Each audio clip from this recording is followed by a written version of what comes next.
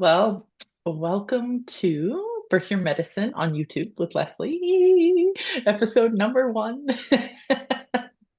Um, if people are here because they're looking for lights, action, camera, filters, glamour, you might as well just swipe because this is a very raw, natural light,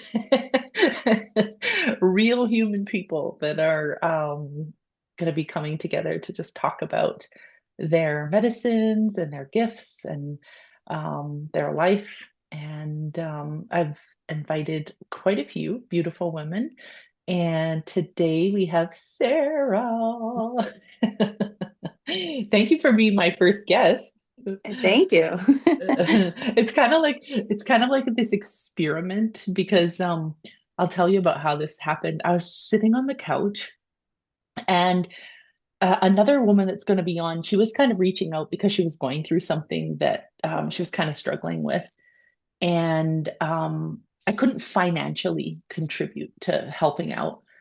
But I was like, okay, where is there a way that like I can help out where people can just like be seen or get their services out? And I was telling her, like, I'll share your stuff, like, so that you can get more business because she's an entrepreneur.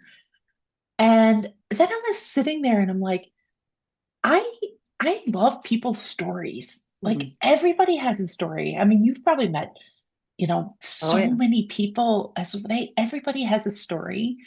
And some people's get out there and some people's don't. Some people think their story's not enough. And how it just popped into my mind, like Birth Your Medicine has been my baby for 10 years. And I thought, hey, this would be fun. Like, just put it out there to women or men, whoever wants to like come on and we just have coffee. We realized this morning, oh, my handle's on the wrong side. I got create and she's got fighter. So who knows where this conversation will go. I actually now want you to tell me about that cup, Sarah.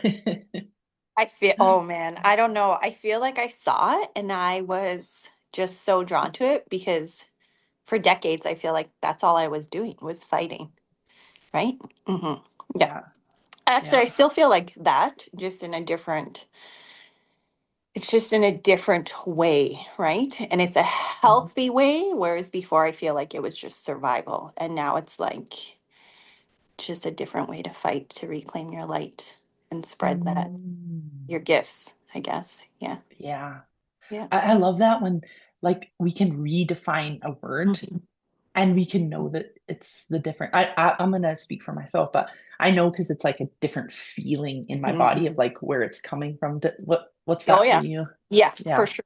For sure. Before I legit would fight.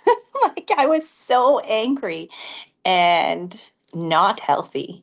And now the word fighter just means like you can go into a room and you have a spot in that room. Like, and so fighter maybe seems aggressive, but it's like, no, you fought for, like, legit as an Indigenous female in Alberta. I fought for that space in that room. And so, yeah, I think that's what that. Mm. hmm Yeah. Yeah. Do you find now that you like now that you've kind of claimed that, like you're talking about how you like go into the room and you're like, yeah, I fought for this. Do you think that you've reached a point where like when you're in the room, you still feel like you're having to fight to keep that space? Or have you come to this space within yourself where you're like, no, like it's mine? Oh no, I feel like Mm. I shared this yesterday. Like, you always have the ego or the old wounds or the old version of yourself that is like just whispering to you with all the noise and being like, do you actually belong here? Do they Mm. actually know? For me, a lot of people assume I'm not Indigenous. So then when I'm in those rooms and they learn that, they're like, oh, it's like they take a step back and then they're reassessing me and reevaluating me. Yeah, so I feel Wow. like it's a constant uh, Yeah. to try and stay in my power, but also be aware of what's happening in the room with perceptions and assumptions. And Wow. Yeah, and like I think about that for myself, like that's something that I would never experience. Mhm. It may happen where I go into a room and, maybe someone makes an assumption of me.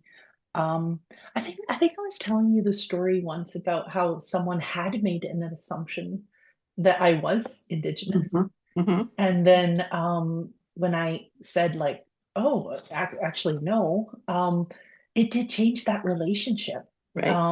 And I was like, oh, interesting. Like it was like the reverse for me. And I'm like, oh, wow. Yeah. So, but yeah, I can totally hear what you're saying about that experience, but I could never imagine where you always feel like you're having to like claim it and then reclaim it over and then Oh yeah. reclaim it over. Yeah. I know one of my really close friends, same thing, like in Saskatchewan. Um, it's these it's these comments that people make Mhm. and they generalize this especially we see this with the indigenous population, right? It's like people make these generalized comments and it's like that person's wife is sitting right there. I was like, Mhm. well, no, not you. It's Yeah, yeah. like probably the same for you. Like, no, no, not I didn't mean it about you. It's like, well, you're talking about me. Like, this is who Yeah, I yeah. am. I don't just Mhm. set this piece of me on the shelf when I come into this Right. space. But we talked about this in the program, like wearing different masks. And depending on what environment I am in, will determine kind of like the mask I have. And I always thought that was a negative thing, but then I realized, like, well, no, if I'm in an environment where there's a lot of love and light and just openness, and they're like bringing me in, then I'm going to show up that same way. Whereas if I'm in an environment where it's not like that, I'm probably going to like protect my energy and my space, right? Still be there, Yeah. but not, they're not going to meet that version of me that it's like just wants to like share my gifts and my light with them. Mm.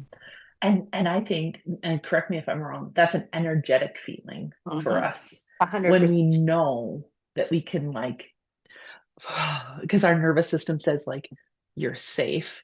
And Yeah. when you were talking about those masks, I honestly think um it's just they come up because it is safety, it's survival. We've had them, many people, no matter what they've done in their life, they've created them in order to just survive their environment, right? Yeah. Yeah. Yeah. And I always like was like, well, the people that meet that version of me are like probably, how is she doing this work? How is she like into Kundalini and healing and meditation and all the stuff? When she shows up to us, she doesn't seem that way. And I was like, that's not a me problem, that's a you problem, because it's your actually energy and the space that is why I'm not showing up that way. Right. It's So I not just it's not safe yeah. for me to show Yeah. up and then you're missing Yeah. out.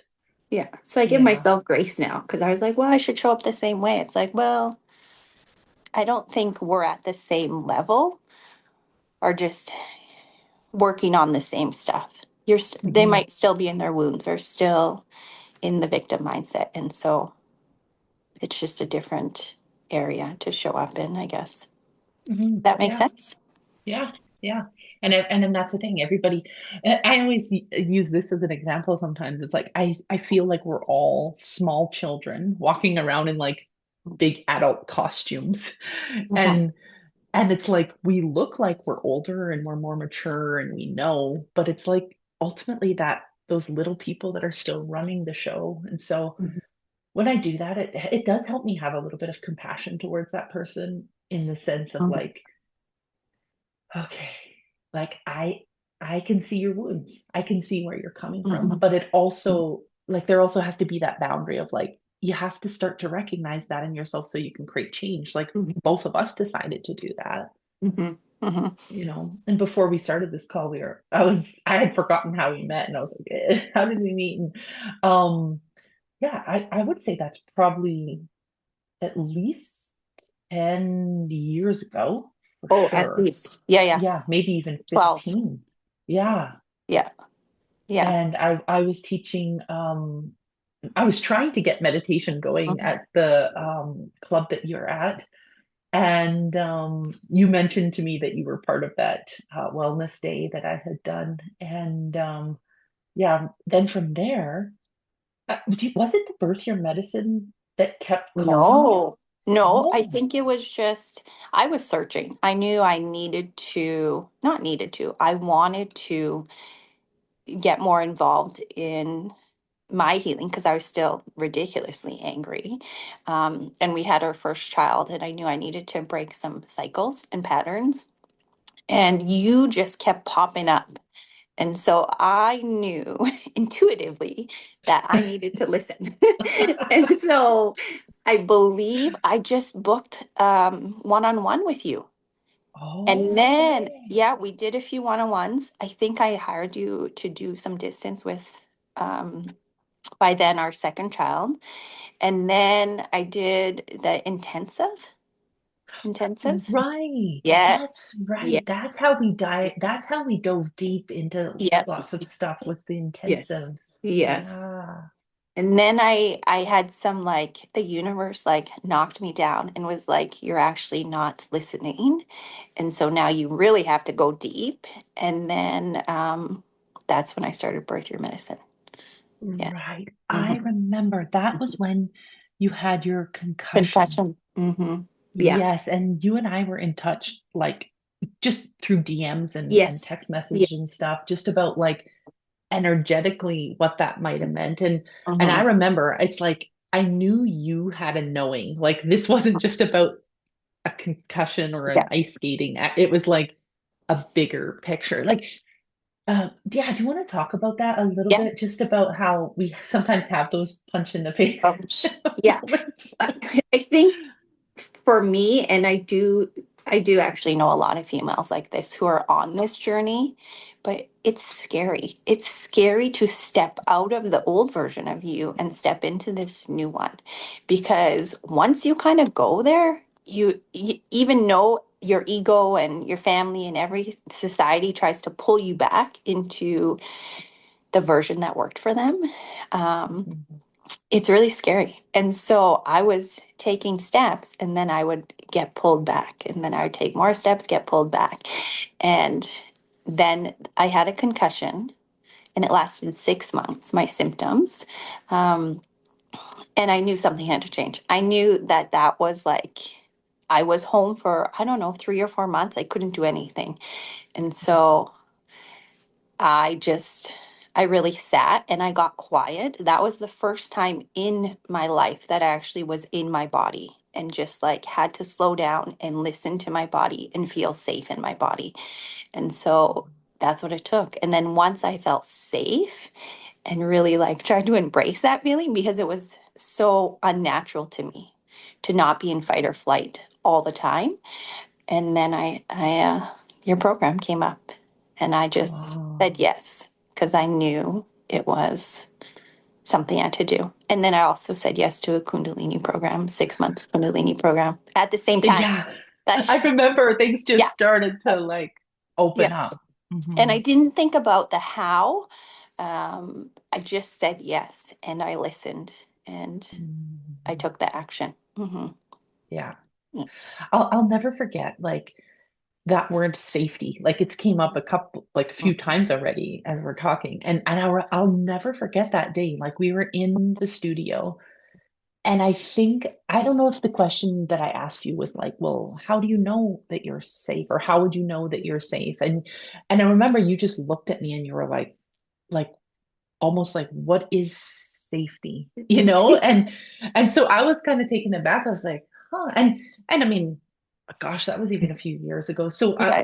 I feel like I've learned a lot more about, because I always had said, and you've heard me say this in Birth Your Medicine, I'm not the teacher, I'm also the student of it. And so everybody who's ever came through Birth Your Medicine program, I've learned so much. And I Mhm. think for me, when you sat there and you looked at me and you're like, well, what What? is safety? And I'm like, oh, gee, that's a good question because ultimately it's all about perception, Yeah. right? And when we know that you were, and many people are navigating from that place of their nervous system and fight or flight, Mhm. it's like that really fine line between is this safety or is this Yeah. survival? Yeah. So I love that you eventually had that moment where, yeah, it took, something big Yeah. to happen, but that you then could recognize like, oh, I'm safe enough to be still in my Yeah. body. Mhm. Because especially at that time, I was like, safety is, well, like financially we're safe, like our relationship is safe. Um, Especially from where I came from, there was no addiction, no abuse, no nothing. And so I was like, I should feel safe. And the universe was Mm. like, we're going to teach you some lessons because even though you should feel safe, your body is still like constantly hyper aware. We talked about this too. I don't know if it was in Birth Your Medicine, like how I was constantly scanning my environments for threats all the time. And then Mm. once you were like, maybe that is not how you want to live your life. Right? You're like, that's not normal. I'm like, what do you mean it's not normal? Like, Was I that blunt? Did I say that's not normal? but you were pretty much, I was like, what do you mean? I Doesn't mean, everyone do that all the time? Like, yeah. yeah. But I mean, I love that because it's so true. It's like when we've grown up in environments where, and I mean, these don't have, oftentimes I think people think that these have to be environments where it's like what we see in Dateline and in the movies and like on the news. It's like, you know what? Some of us grew up in environments where things were okay, like things were, you had the things you needed, but you still had to learn because of other things. The body didn't know the difference between the real threat and the Yep. perceived threat. And so us just walking around in the world, just literally like a scanner, being like, is this safe, is this safe, our body is just like a beacon. Mhm. um yeah, of course that would feel normal because that's always what we've done until we realize, oh, we mean that's what, like, everyone doesn't do that. And why you were so exhausted, Mhm. from Yep. trying to control. I remember we talked a lot about like trying to control the environment to create that safety. Mhm. And then once you started to like kind of look at safety, look at like, oh, okay, my environment, I Mhm. can loosen that control as like, wow, I have a little more energy, Mhm. Yeah. a little more bandwidth. Oh yeah, yeah.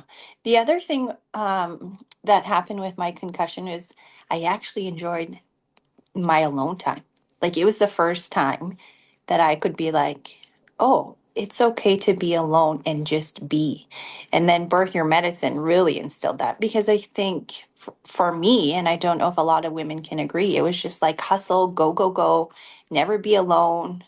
And I don't know if that had to do with safety too or just my upbringing or but I just yeah, it was the first time I could actually be alone and like crave alone time. And now that's all I want. Like my family jokes Right. like all you want is alone time. I'm like, yeah, because it's so healthy. Yeah, beautiful, beautiful. Because you're right. Sometimes what we think is like a healthy thing, like running, go, go, go, do, do, do, Mm-hmm. can just be a distraction from like actually Hmm. being with ourselves Yes. too. Yeah. Yeah. And I find that like even some people might say, "Oh yeah, like I do take a lot of alone time Hmm. by myself."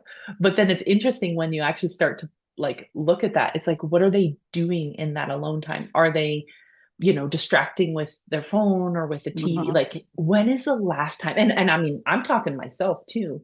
Like sometimes on the weekends if my kids are gone and I'm here, it's like it takes me a little bit to just be like, oh, land. Like, I don't need the TV. I don't need the phone. I don't need other things. Like, can I just be? Hmm. Yeah. Yeah. Yeah. I've started work and it was after Birth Your Medicine that I really started to get I had an urge and I followed it to like learn how to make ribbon skirts, learn how to make belts to go with ribbon skirts, go into programs that teach me ceremony and those gifts. And so now that's kind of what my alone time looks like. If I scroll or if I watch shows or if I do things that I'm like, oh no, I'm like giving myself a gift of doing whatever I want. I don't feel energized. at the end of the day.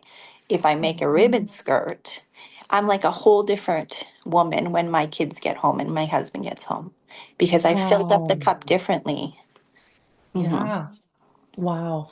And correct me if I'm wrong, but I think I remember when we were in Birth Your Medicine that there was this part of you that was like kind of battling a little bit with identity and like who you were and your like the gifts that your Indigenous background Yeah. brought to you.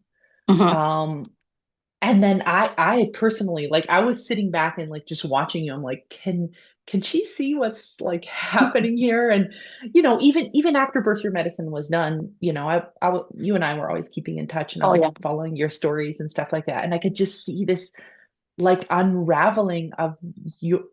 I don't know if the word is like it's not necessarily ownership of your identity, but there was like acceptance or Hmm. something that I recognize. But I want your take on that because maybe that's just my perception.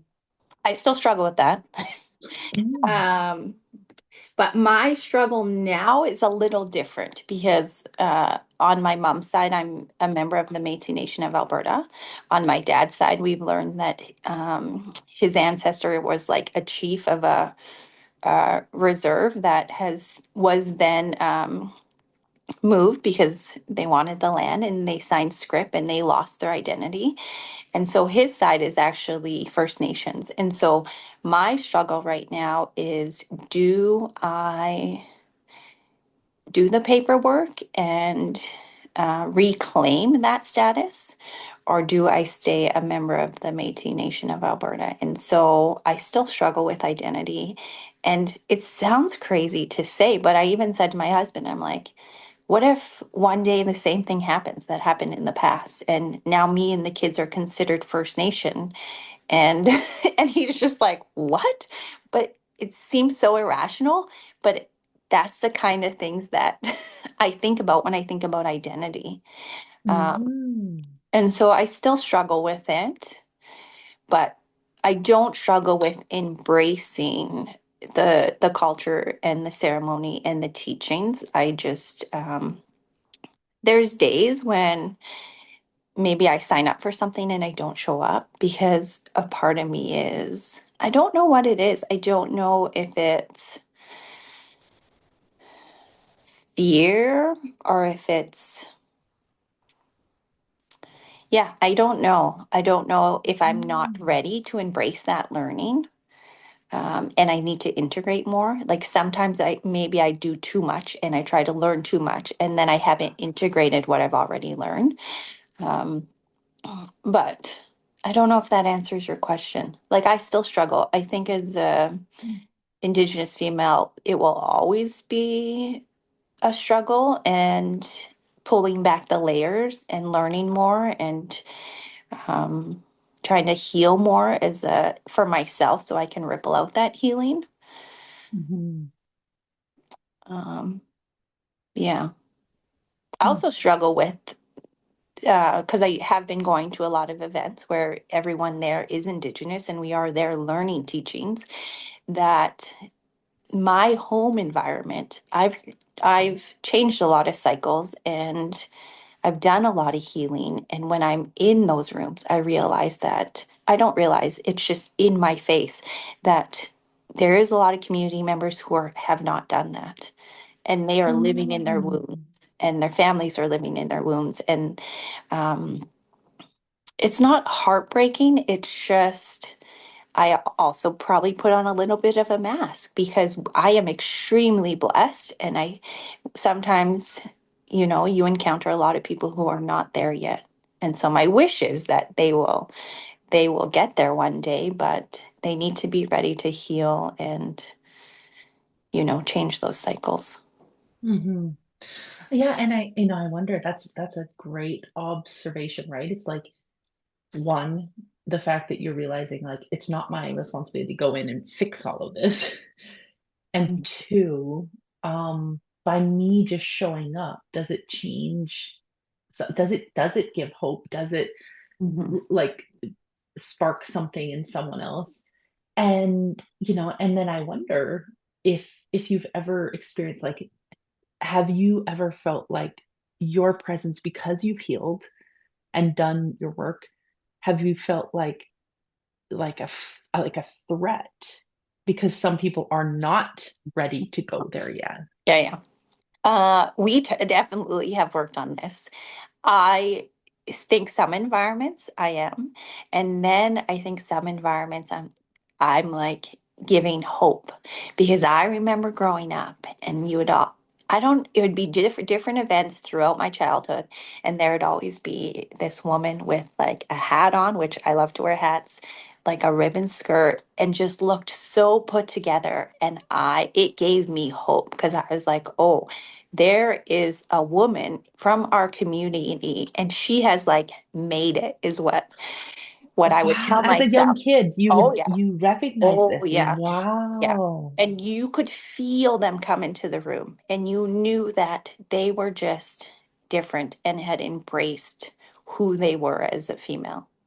Hmm. Wow, that's big to be a young kid and like Hmm. recognize that in your Hmm. body. Yeah. Hmm. Yeah. And I agree 100%. Like you going to some of these things and not even probably having to say anything, just Hmm. being there is probably doing the exact same thing for other people. I hope so. Yeah. Yeah. Yeah. Yeah. Yeah.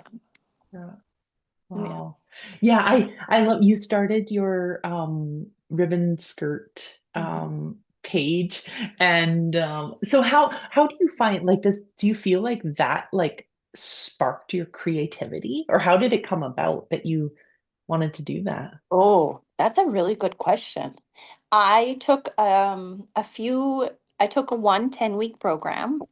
It was for Indigenous females, and one of the classes was a ribbon skirt class. And then I took two more ribbon skirt classes, and I was like, I'm just gonna start making my own because I was investing in a lot. Taking And a lot of classes. oh yeah. And then I was blessed. My mother-in-law gifted me everything I would need to make a ribbon skirt, which was like such a gift. And so I just started, and obviously, as soon as I started making them, I realized like I meditate, but it was like a different kind of meditation. It was just so soothing to create. And the Oh, more I do it, yeah, the more I I learn. love Yes, that. yeah. Um, and just wearing them, I can't even explain. Like when I put on a ribbon skirt, I don't know what it is. Like I just feel like, yeah, you just feel amazing. I feel amazing. And so to be able to create those and then see other women wear them is pretty amazing. Wow. Mhm. I remember for some reason we were working with butterfly medicine Oh yes. in Birth Your Medicine. Hmm. And I can't remember if it was like in that week or it was like shortly after where Yeah, yeah, yeah. The you next day, won. it was the Was it next the day. next day? Yeah, Yes. you won Yes. that contest. And Hmm. it I remember you sent me a picture of the ribbon skirt that you won. And it had butterflies on it. Yes. Yes. Yeah.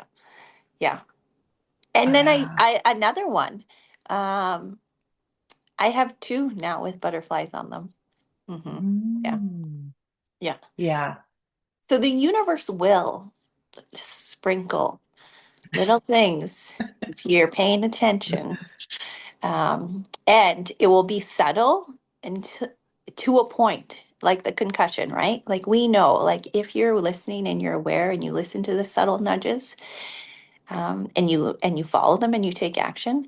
But if you don't, then you'll get knocked down, and then you really have to be like, okay, what is the universe trying to help me? I truly think, even by the multiple times you were dropped into my universe before I listened, that we all have guides. And I know I do. We've talked about this a lot. We've talked Hmm. about this a lot with ancestors and um, guiding us. And if we don't listen, then we get knocked down a lot. But that reminds me, in Birth Your Medicine, I believe it was, we did a journey, and you said, is there someone in your life who was like, you like a chief, like with this big headdress, And I was like, no, what are you talking about? Like, I don't know what you're talking about because I don't know anyone. And going back to my dad's family, his ancestor was the chief. And yeah, Interesting. so when I learned that, I went back to that journey we did, and I was like, wow, like full circle moment. Wow. Mm-hmm. Wow.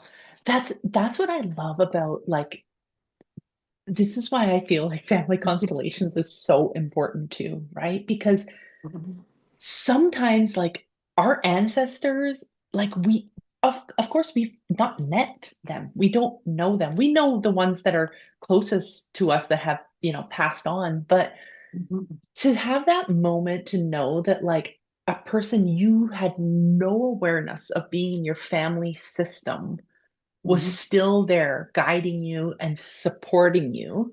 Yeah. um and it takes work to trust that. Like in that Mhm. moment that you didn't just say like, "Oh, Leslie's full of shit," and um, like she's probably just making this up. Yeah. It was like both. I think that's even a good lesson for me because there's this place of acceptance of like, okay, this is what I saw. This is what it was. Mm-hmm. But it doesn't mean we know Mm-hmm. everything. And sometimes you just set it aside and then all of a sudden it makes sense like Mm-hmm. so many years later. Hmm. Yeah, it's pretty amazing. Oh, there's been Mm. times during our journeys that I'm like, WTF, what? And then at some point it will make sense. And I'll be like, oh, that's, yeah. Mhm. I'll never, oh my gosh. Every single time you came, I remember you walked and it was just like, you're like, oh, it took everything for me to come here, but I'm here now. And it was like, I could see for you that there was this resistance, but you always like pushed through. Now, I don't want to say pushed through because I feel like you trusted yourself. You knew. But it's like you still showed up, even though you were like, I'm scared as heck. Mhm. Sometimes it was like, I don't even know why I'm here today. And in the end, there would always be Mhm. some sort of little nugget, I've always felt. Oh yeah, 100%. 100%. Yeah. And I think it's so common. You must see this all the time. Women, and I don't want to generalize, but like stepping into that next, because you know that's what's going to happen when you take a course like Birth Your Medicine or any of the offerings you have. You are going to meet the next version of yourself or another version of yourself. And that's scary because Hmm. sometimes for me, I'm like, can I hold, and we've talked about this a lot, can I hold this space? Can I create my offerings and then hold the space for people who come into those offerings? Right? That in itself is a lot to, I guess, just unbox and learn and grow with. But I think it's normal as females to feel that way. Hmm.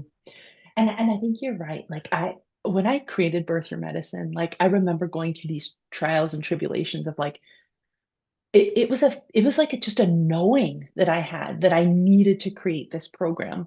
And Mm-hmm. then when I did, and no one like it wasn't being received, there was this part of me is like, you put all this work in and like nobody and like this thing is amazing, like I felt like I was Mm-hmm. like I had created like money, I was just like, wow, I invented like this amazing thing and oh, nobody wants it. But I later, once I was like realized I'm also a student of this, I it's not just about taking a class and getting a certificate Mm-hmm. and moving along. We can get really good at that. We can just be like, oh, go to this Oh workshop, go yeah. to this thing, go to this thing. But I think the thing that's what I recognized about you with this is that it wasn't just about taking Birth Your Medicine. It's like, yeah, I can take it. I can do the modules, I can do the healings, but how do I take it from here Mm-hmm. and live it throughout my life? And that's exactly why I wanted to create Birth Your Medicine because it's not just a 10-month program. Mm-hmm. It's about learning to like navigate your life every single day from the moment you wake up to how you treat people, like everything. And so I realized it's not about people not thinking that your program is worth it, or it's that they have to be ready Mm-hmm. to to want to like sometimes blow up their life. Mm-hmm. Mm-hmm. Do you also think there's a lesson in that when you first created it, it didn't, like, people weren't knocking down your door? I sometimes think the universe or spirit or however you want to call it is testing us to be like, are you actually going to continue putting in the work? Um, and I think that is always where, if you continue to do it, then that's where everything just like, and Hmm. and that's when the gifts actually come. Yeah. I remember I talked about this in Birth Your Medicine, and I remember like putting, I don't even want to call it work because Mhm, I felt like it just like came through mhm, and I was like like getting it all down. Like it has a consciousness of its own. But I remember sitting at my computer feeling really defeated. Like, mhm. why isn't anyone signing up? And looking at other programs and thinking that I'm seeing them flourishing. I don't actually know what's Yeah, really yeah, going on there, like, but I remember that moment when spirit like just like kind of tapped me. This is one of those like tap taps versus smacks and said like, would you show up if no one signs up? Would you yeah. show up and do this yourself? Like you're a student of this. And the moment I said yes, Yes. poof, that's when you guys all started coming in. And I was like, oh, you mean that's all? Yeah. Mm-hmm. And Mm-hmm. it has been. I mean, every single cohort that I've had, whether there's been 9 women, 7 women, 5 women, 1 woman, Mm-hmm. like I've learned so much from each and every one of you as well, because this is why I wanted to do this YouTube channel, because everybody, I've always believed everybody has a story, which is their fates, and everybody has a destiny, which is what they take those fates and turn them into their medicines and their gifts. And I've seen it in every single, no, I mean, I've seen it in people that haven't taken Birth Your Medicine, but Mm-hmm. I've had a front row seat to lots of people, including myself, Mm-hmm. um, Mm-hmm. too. Oh, I love that so much. Yeah. Tell me about because I remember you were in Birth Your Medicine and you were like kept getting like the nudge for Kundalini. I Yes. think you were taking some Kundalini and you were having some experiences where it was like really opening you up, and we were kind of working with that. Yeah. And then Mm-hmm. you jumped right into the deep end with your Not class. not just one. I took two at the same That's time. right. And so concussion didn't really work for 6 months. And I not only signed up, was in Birth Your Medicine, I signed up for two Kundalini classes. And one was a huge investment, but I just listened to the nudge. And yeah, so I took one online program, which was like Kundalini, EFT, and some somatic stuff. And then I took an in-person 2-hour Kundalini program. And Kundalini for me, Kundalini yoga, has been, I after I did the meditation with you. That's the first time I've probably ever meditated. And I was like, oh, this is, my body needs this. My community needs this. All female Mm. actually need this. And need is a big word, but I do feel like meditating is such a gift.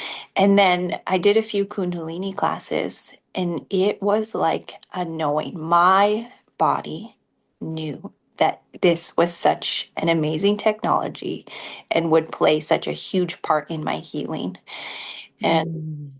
even with Kundalini, we talked about fear already and like stepping into that next version of yourself. And I struggle with that when I sit down on my mat all the time, because now, as soon as I sit down on my mat, I just can feel the feminine energy like immediately. And it's kind of scary. And I'm like, every time I sit down and do a practice, it's like my subconscious brings more to the surface and lets go of stuff. And it's just, it's, it's scary sometimes because I'm like, Mhm. am I ready for these gifts? And am I ready for what maybe will come to the surface? Um, we talked about this a lot, like remembering things that maybe happened in your childhood or not remembering things. And you gave me a gift, and you were like, you don't need to remember. You can heal it and grow from it and not remember the specifics. And I was just like, what? Of course I need to Mhm. remember what happened to me. When in reality, no. Like, that was one of the gifts I had as a child, was that I didn't remember things. Um, but yeah, Oh, Kundalini. I love that you even word it like that, because Oh lots of yeah. times people word it in the opposite way. They say like, I can't remember, and they see that as a negative thing. And the fact that you were then able to see like me not remembering was a gift. It was Mhm. probably part of my survival of some of those events. 100%. Yeah. Yeah. Yeah. Wow. Wow. Yeah, I remember when you started your I'm kind of chuckling inside because you're like, I just knew when I sat down to do that Kundalini, like it was for me. And I'm like, over here, I'm just repelled. I'm like, I did your, what was it? Was it 6 week It was or 6 week anger program. yes. And I remember just being, and you put out a lot of warnings. You're like, you're gonna get angry at me. You're gonna get angry at me. And I would sit down and I would do those practices, and oh my God, I struggled. I Mhm. struggled hard with some of those things.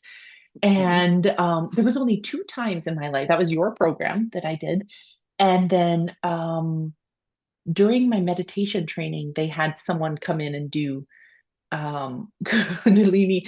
And I remember just sitting there going through and just feeling this like, why are we doing this? I don't want to do this anymore. This is hard. But I realized something about myself in both of those experiences. I don't necessarily like doing hard things. Like anything that's hard, Mhm. I often will put a push back, and I'll choose, like, I'll be like, I'll find a way to do this, but I'm going to find the easy way. Yes. Hmm. Yes. Oh, Uh, I love that. Kundalini does make you very angry. But then you release it. And that's what I think so many people need. We have all this anger just pushed down in our body, especially as females. And so yeah. then if you can release that. Mhm. Mhm. And anger, like it's such a toxic now, because I mean, before I started, left my corporate job and stuff like that, anger was Mhm. literally what fueled me. It was how I got seen, it was how I got heard. Mhm. I felt like I was expressing myself, but it was like a dragon who had never Mhm. been trained. And then once I started to like do my work, now if I feel anger, I do not like it. I do Mhm. not like the feeling in my body. I still sit with it and I Mhm. still go, okay, what I got to do something with this versus like direct it out at someone or something. Mhm. But before I think I even bypassed, I didn't even know what anger necessarily felt like in my body because I was already at the reaction Mhm. part of it. And we should probably touch on, we say anger, but when you look at the color wheel, there's so many emotions that fall under that. But I think Right. it starts with, as a child, you have a certain emotion: shame, judgment, resentment, whatever it is, jealousy. And we label it anger, or the adults around us label it anger. So now, any of those emotions, we call it anger, but it could be something else, right? Yeah, Yeah. it's true. And I think even growing up when we were learning to test our boundaries even, and maybe say no or raise our, often that label of you don't got to get so upset, you don't got to be Yes. so angry, right? And Yeah. Hmm. and so then it puts confusion in the system because you're Hmm. like, oh, I don't think that I was getting angry. I think I was trying to do this, but it was received Hmm. that way. Hmm. And pretty soon the signals get Yeah. um messy. Oh, yeah. Yeah. I wanted to share with all the programs I've done with you and Birth Your Medicine, and you touched on this, someone reaching out to you, that when we do a program with you, it doesn't just end when the program's over. Mhm. I find myself all the time when I'm up against something and I'm like, oh, I'm going to ask Lesley. Like, I'll just reach out to you. And Yeah, like, it's like you're so open and willing to be like, you just give me a little nugget and be like, yeah, yeah, it's amazing. It's like the support is still, I don't even know what the term you would use. Like, you're just there to help guide us yeah. still.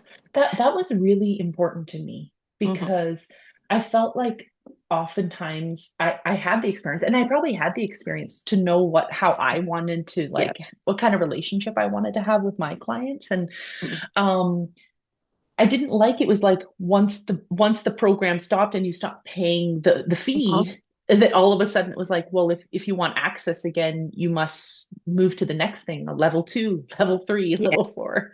It's like, actually, no. Like, ultimately, I want to be in people's lives Mhm. to, like, so that they can also go out and like ripple this. It's all about this rippling.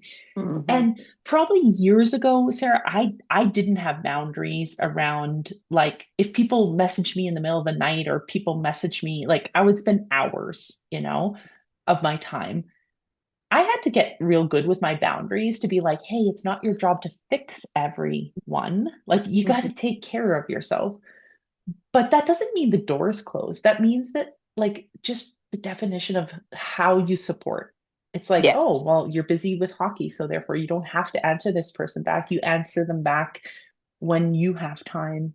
And Yeah. I have found everybody respects respects Yeah. that because they Mhm. know that that's kind of just how I provide Mhm. support as well. Yeah. It's amazing though. It's amazing. Yeah. And then it Yeah. demonstrates to us, maybe, not maybe, it does demonstrate to us how we want to show up for our clients, right? Mhm. Yeah. Yeah. Yeah. I wanted to touch base on, like, because you were kind of going through the same transition as I did, where, like, we worked in healthcare, and Hmm. then I couldn't work in healthcare I just felt like I had outgrown it, and I was like, okay, I'm gonna take that scary leap, and I'm gonna go out and I'm gonna do this. And I totally recognized that I had privilege to be able to do that, like, financially and everything. And Hmm. like, I don't discredit how scary that is. But can you touch a little bit on how, like, that was for you? I'm still in it. I'm still like Right. haven't transitioned. Like I worked last night till midnight as a nurse. And when we were just talking about being angry at work, like I love going to work as a nurse. Well, first of all, because I'm good at it, which is probably that's my ego, right? But I I also love love, that though. well, I love yeah, it. like, and the coworkers, like I love being at home and doing the mom and the wife and the sport thing. But when I go to work, I'm interacting and communicating with women I probably never would. And so it's just you learn different perspectives and opinions, and I really enjoy that. But you also our health our healthcare system is a whole nother dumpster fire. And so when I go there, I do get angry, which probably isn't the best. Mm. And I do use it as a crutch because, which we've talked about so many times, when I show up and I trade my hours for a paycheck, um, then I'm taking that time away from building my business and sharing my gifts. And so I Yeah. still am in that transition. Um, yeah, yeah. But I think that the word you use around transition is Mhm. so important, because I think sometimes, we have no idea what's on the other side. So, like, yeah, people can say to us, like, go in, you need to quit, hand in your resignation letter. But it's like, there's still something to learn. There's still something to, like, work out. Mhm. And when that time is right, it'll be that feeling in your body that you described before, where it was just like, yeah, now is the time, because that block isn't there, that fear isn't there, that. you know? Yeah. Um, and that's where we can make like good choices is in that space of transition because before you probably couldn't even see Hmm. what was going and now you've kind of like zoomed out and you're like, okay, here's my life. Here's where I'm feeling this way. Yeah. Ooh, when I'm making ribbon skirts, I feel this way. I, Pretty soon it starts to just like we start to just navigate towards that thing that fills us up. yeah. Yeah. Yeah. Going to work probably doesn't fill me up in the way it should, Mm, right? It's the yeah. community that fills me up. It's the doing a job that you know you're good at that fills me up. But the Yeah. actual like nursing and is obviously probably draining me a little bit if I'm being Yeah. real, right? Yeah. Hmm. I think it's the same as me. Like when we go into those helper roles, like me as a Hmm. social worker, you as a nurse, ultimately what the part we love and that we're really good at is the Hmm. connection. Hmm. That these people, when they're in distress, like they want to feel seen. They Hmm. want to feel heard. They want someone who's going to hold space for Hmm. them, who's Hmm. going to let them know that they're safe. Like, oh, I got you, right? Yeah. Hmm. And I think what you and I are talking about is if we're going to go in and do that for people, then we need someone behind us supporting us through that. Hmm.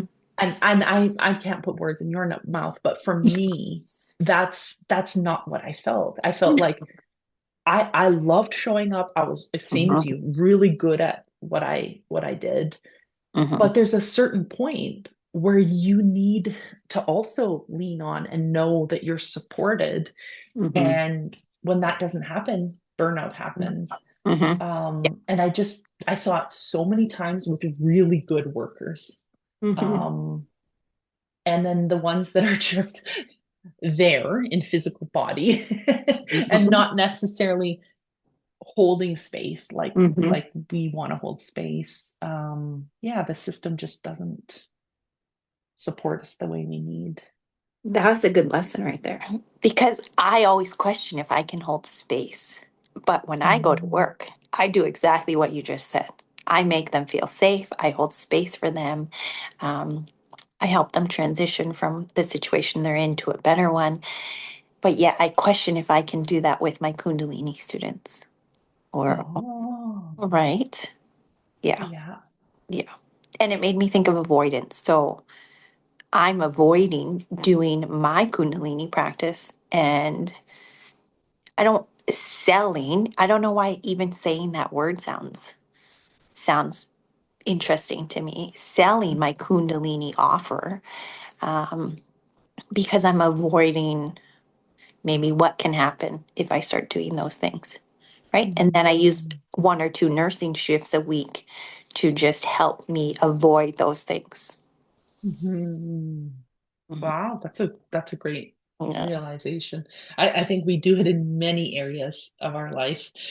And and I do it sometimes, like where I sit back and you're right. I'm like, I'm not doing my meditation, I'm not going outside, I'm not doing all the things that like make me feel good and are Mhm. just now part of my lifestyle.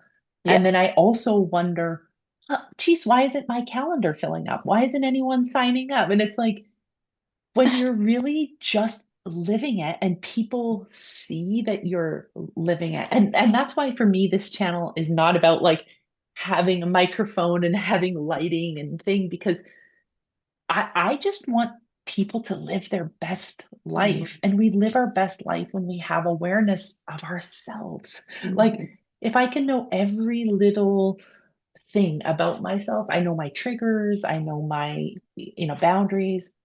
I don't Mhm. know. It just makes life so much, I feel so much more present Oh, yeah. in my life. And that awareness is like such a gift. Yeah. And it's a circle back to exactly what we said at the beginning. Awareness is different than scanning. Hmm. Hmm. Scanning is when we are like the deer in headlights, knowing there is like a wolf somewhere Hmm. in the forest and we Yep. don't know where it is. And so we have to scan. Whereas awareness is like, yeah, there's wolves in the forest. and I can still exist because I can take care of myself. I can create safety for myself. Mhm. So I love that it kind of Right? came through a full circle because we replace our trauma with a gift. That's the alchemy. Hmm. And Yeah. yeah, Yeah. so many of us have done it. Yeah. Yeah. We're not sitting in those wounds. We've turned them into our light. Hmm. Hmm. Hmm. Yeah. So to kind of wrap up, is there anything right now that you are offering? Or do like, tell me about, I know your Facebook Mhm. page, but maybe you can even send it to me and I can even put it Oh, okay. in Yeah. there too. That was also a lesson. I just took action and I posted it, but then I realized when you have a closed group, it's not as easy to find. And you can't, I'm not able now to make it an open group. So just things when you are creating businesses, just know you're going to hit like, just take that messy action and then you learn from it. But Oh. yeah, so I'm creating the ribbon skirts. I did a 2-day leather belt workshop that you can wear like to powwows or over your ribbon skirts. And so I'm going to start creating those, which is pretty amazing. Um, and then I do have some Kundalini offerings. Like I have a Kundalini basic, like you purchase it and then you can do it at home. And it's just like Oh. 5-page PDF. Pretty Mm. a very low offer. It's like under $10. And then I do have you can book a one-to-one Kundalini class. Yeah. Mm. Nice. Mhm. Yeah. And I think that's nice for people, especially when they're starting Mhm. out. Another lady that I know, she was like, "Oh, you should come to this Pilates thing," blah. And I could feel my body. It was like Right? a room full of people when I'm starting something I've never done. Oh, that feels scary. But if people can do the one-on-one with you, build a Yeah. little bit of confidence in themselves Mhm. about, doing it. And then when you do group things, they feel a bit more comfortable joining in there. And listening to the nudges. So we were recently in Hawaii and I met a lady and I said, "Oh, I teach Kundalini." She's like, "Kundalini saved my life." I was like, "Pardon me?" She was a young mom and she said she found Kundalini after her second child when she was really struggling. And she said it legit saved her life. And then she said, "I've never met a Kundalini instructor in person. I've only ever met them online." Yeah. And then I was Oh. just away with a friend from Denver and she said Kundalini is exploding in Denver because women are like searching and they know that Kundalini is such a powerful technology to just help women get back into their feminine energy, which like I'm like, "Hey universe, I'm listening." I love those nuggets. Yeah. Yeah. Yeah. And it's interesting this year. I'm so excited to just sort of pay attention because I feel like during those COVID years, everyone like went down into their bunkers. And then even for myself, like for me, everything was um in person. So I was like, oh my gosh, what am I gonna do now? And I was like, no, not online. You can't connect in the same way. Mhm. But then people needed connection. So I started doing my offerings online and I'm like, hey, like you can still connect, right? Mhm. And now I'm also feeling at the beginning of this year in this spring where I'm noticing this piece in myself where connection, having one-on-one connection is becoming really, really important to me again. Mhm. But I also like the balance of that ability to connect to someone in Denver or connect to Yes. someone in wherever, because we can't physically be beside each other, but we can have this exchange with each other. Mhm. Um, and still have that in person. Mhm. So you're kind of getting fed by both Yeah. ways. It just increases your capacity too to ripple out your teachings and your offerings, right? Hmm. Yeah. Hmm. Yeah. Well, thank you for doing this. I know you were like nervous and last week, I'm going to talk about last week. We were kind of joking with each other because you had posted about how you had laryngitis, and I Hmm. sent you a little nugget like, huh, isn't this interesting? We're Yes. supposed to. record on Tuesday. And then when I touched base with you last Tuesday, you're like, I don't think I'm going to be able to speak. Yeah. Hmm. Yeah. So, I had to sit with that. Yeah. yeah. And that's common for me. I get laryngitis, right? When I'm supposed to, not supposed to, but when things are coming up where I'm going to use my voice. So it's not new. I'm just now more aware of it and pay attention and be like, oh, interesting. Let me sit with this and wonder, ask myself why I now have Mhm. laryngitis. Whereas yesterday, my voice was fine. Hmm. Yeah. Hmm. Yeah. I love it. And then I always feel once we get that awareness, it's not that the laryngitis would never come back, but I feel Hmm. like it subsides, like it no longer needs to be there to remind us. And so therefore the frequency of it just happens less and Yep. less. Yes, 100%. Yeah. Hmm.